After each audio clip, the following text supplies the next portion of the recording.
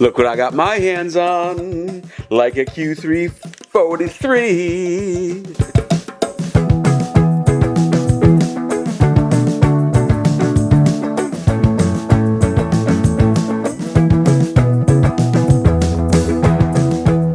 So, since it took Leica about a week longer than expected to get me this camera, a lot of reviews have already come out about this camera.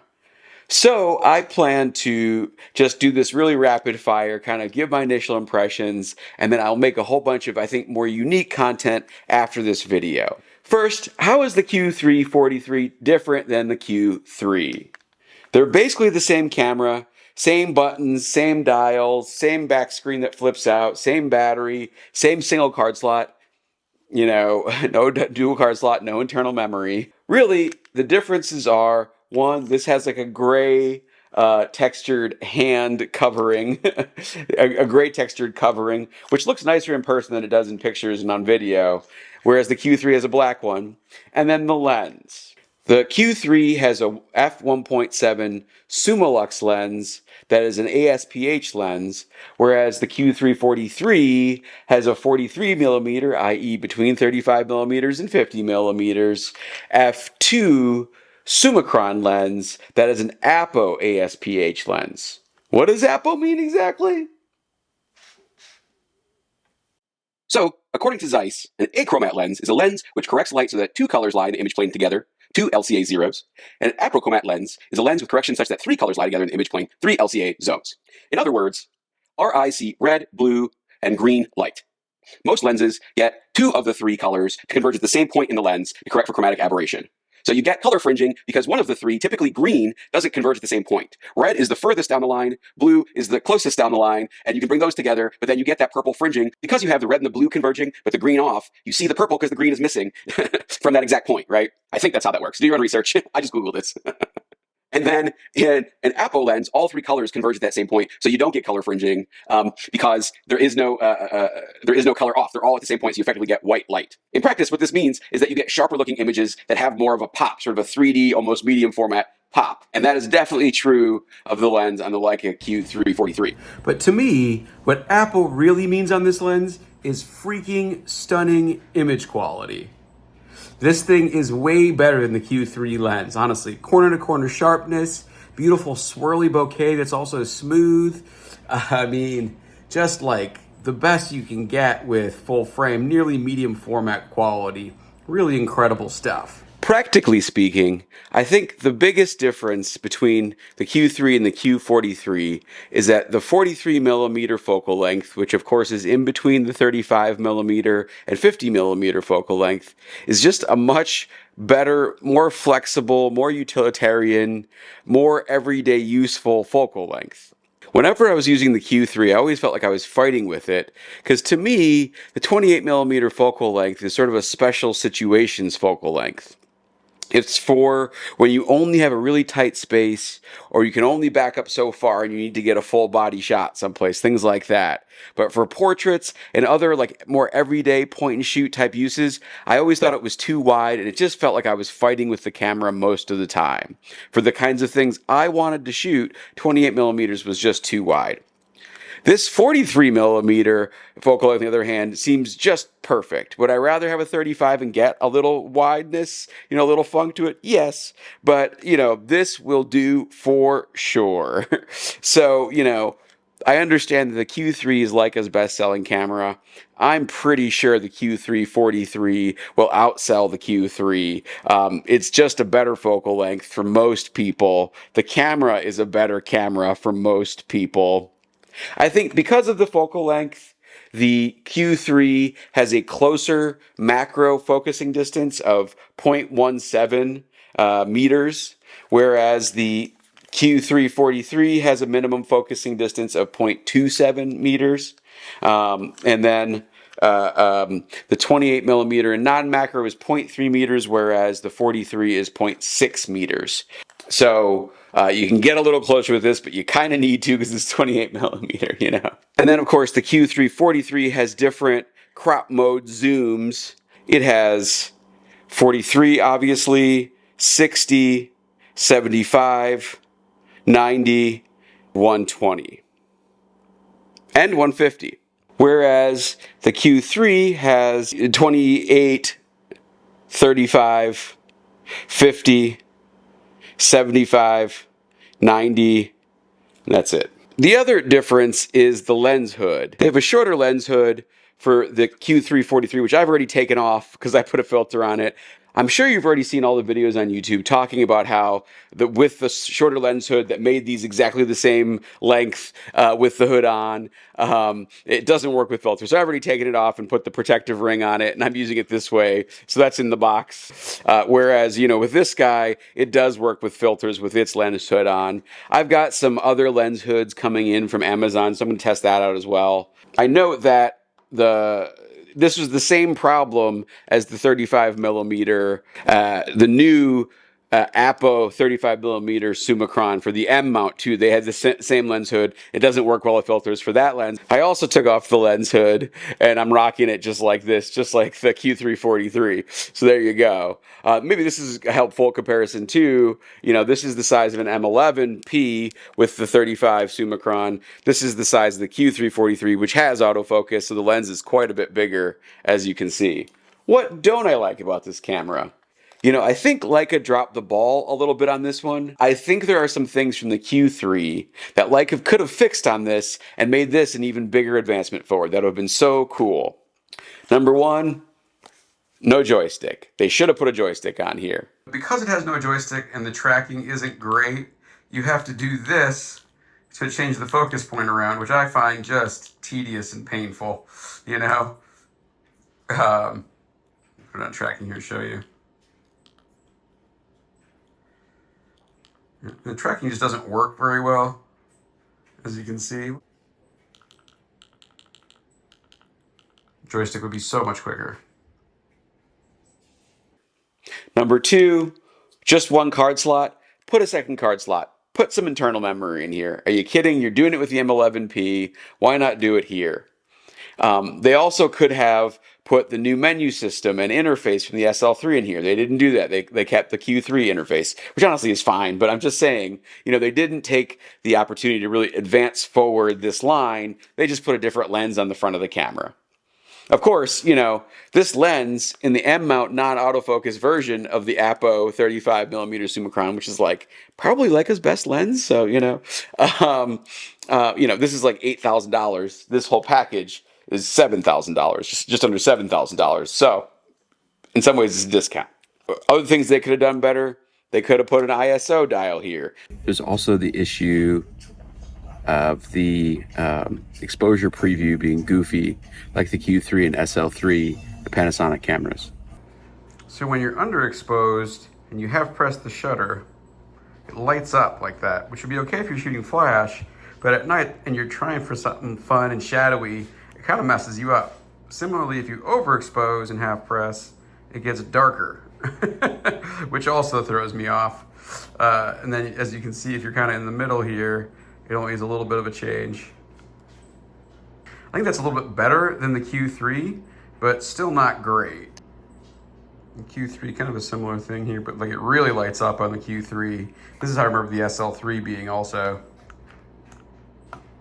So they've improved it a little bit on the Q3, but it's still not great. They could have had a door that flips out instead of these flimsy little moorings that I feel like are going to snap eventually, and then I'll have to go back to Leica to get fixed. They could have put a mic jack in here. I understand that Leica is going to do a firmware update so that you can use the Rode, little Go Pro mics, the Video Go, I don't know what they're called, but the thing you plug into the top, put it in the hot shoe, and then you have the little clippy guys here. They're going to do a firmware update so you can use those with this camera, which is great. But for a camera that has video, they could have made this a little more video-centric. I feel like I could almost get rid of all my other full frame cameras, including this R5 that I'm filming on, and just use this if it was a little more video friendly and had basic things like a headphone jack and a mic jack, But as it is, this really isn't a video camera, so I'm not going to talk about video features beyond the fact that it shoots decent video because of this beautiful lens. The video looks really nice, but then the sound is terrible because you don't have a mic jack. And of course, the image quality does not disappoint. This is an incredible lens. The Apo designation means that the image quality coming out of here is better than the fantastic image quality that comes out of the 28mm Summilux lens on the Q3. Frankly, I think that in terms of image quality, this is the best image quality, or I should say, this is the best full frame image quality that money can buy. This Leica lens, which is basically perfect, or as perfect as a lens can be, it's sharp as all get out, it's got character, it's got pop, it's got beautiful fall off, excellent micro contrast, you name it. This is the best of Leica's lens design on the front of this camera. Again, the M11 version of this lens, is like $8,000. So kind of a bargain when you have this lens married to the 61 megapixel sensor all in one package. You're getting the camera for free and the lens at a discount, plus it autofocuses. So just, fantastic image quality coming out of this thing, the best that you'll get at a full frame, not unlike the SL3 paired with Leica glass, especially the Leica primes, very close to like digital medium format like the Fujifilm and Hasselblad. Not quite there, but very close. Excellent image quality, top of the pops, best in full frame-dom, but does it matter? I actually compared the Q3 to my X Pro 3 with a 23mm focal length, which is more like 35mm, just to see. I still think this is like the coolest, best camera in digital camera history. The EVF, OVF thing, the dials, the flip out screen that also kind of gives you the M11D, experience. These new Fujifilm lenses are excellent. Like, I wouldn't say reference grade, but they're as good as anything from Sony, Nikon, or Canon, so like pretty darn good image quality coming out of this, but, not full frame, not, thousands and thousands and thousands of dollars. It's like this whole setup was like $2,000, $2,500, something like that, used. Because you can't, the X Pro 3 is discontinued. You can't get a new one. So, I think new probably all in would be about $3,000. So, still half the price of this. You get two setups like this for the price of this, and then still have some money left over, But I'll throw up some image samples here.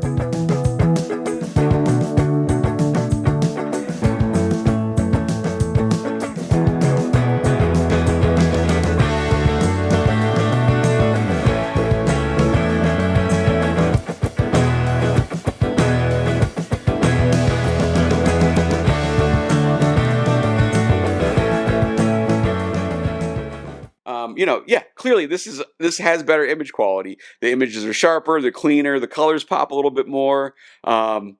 But this is pretty darn close. And like, does it matter?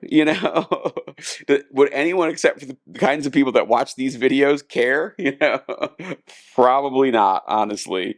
One, I hope Fuji comes out with the next Pro 4. There's rumors they're coming out with a full frame camera. It would be pretty cool if the X Pro 5 was actually like their first full frame camera.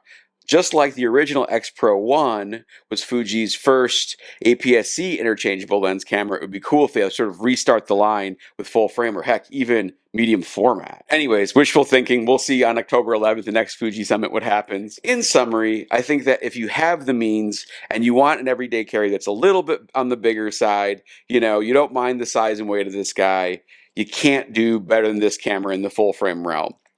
Do I wish it had a joystick? Yes, I do.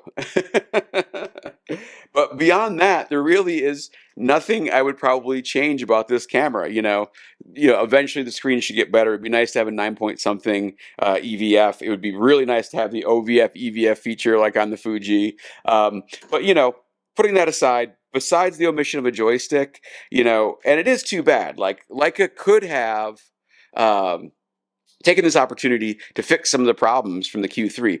I'll also say that the spring in this guy is loose. I'm going to have to send it back at some point to get tuned up or fixed, like a hand-built quality, But, it is too bad that Leica didn't take the opportunity to sort of update and fix some of the problems in the Q3 with this. But having said that, absent the joystick, really, I don't have any complaints about this camera. It's a fantastic camera. If you have the money, well worth the investment. It is also a shame Leica did not include a charger in this box. That's pretty ridiculous. They included it with the Q3. They did include it with the SL3. I do not like that trend, although I don't really like the Q3's battery charger. It's huge, you know. It would have been nice if they had like made something like that, the OG Nightcore charger that stopped working with the Q2. That was a better charger in my opinion. So if you have the means, you're looking for an everyday carry camera of this size and ilk, I say go for it. You can't beat it. If budget is a consideration and you're looking for an everyday carry, I think the Fuji cameras will serve you just fine if you know what you're doing, you know how to properly expose an image, and I would tell you to go that direction. Get an X106 to the extent you can get one, or even better, honestly, buy a used X Pro 3 and put this lens on it. They're about the same size. This lens is a little longer, but you can't put either one of these in a pocket. And save yourself several grand and just use this. This could be your do everything camera pretty much. Absent video, but for photography, this could be your do everything kind of a camera. It's interchangeable lens, whereas this one's fixed lens. So for me, I'm probably keeping this. This is my black hole money pit hobby. The image quality in this is just stunning. I just really enjoy the whole Leica experience. It's very simple to use. The Fuji you need to kind of set up. It's a little bit more complicated. Once you have it set up, it's actually nicer to use. I actually like the interface while you're using the camera of the Fuji cameras. I hate the Fuji menu compared to the Leica menu. The Leica menu is much better, but the interface is lacking a few things, like a proper distance scale that the Fuji interface has. They both have highlight blinkies, which is freaking awesome. All camera companies should do that. So because, this is what I spend my money on, this is my one splurge in life. I drive a Toyota, I'm probably keeping this, even though it's kind of an unnecessary purchase. And I think that anyone that's in my situation will love this camera, and I think it's going to sell like hotcakes. So yeah, more to come on this. I plan to compare this to my Canon R5, which I'm filming on right now. I think the 35 f1.4 compared to this will be an interesting comparison. I also plan to compare it to this. I got the Leica M11P with the 35mm Apo M mount lens. Just kind of see how everything lands. So more to come on this topic. This is just sort of initial impressions. So I hope this is helpful or at least interesting to you. Let me know your thoughts. Do you think this is a keeper? Do you think this is a ridiculous camera that shouldn't exist? Do you wish it had a joystick like I do? Like, comment, subscribe, all that good stuff, and I'll see you in the next one. Bye.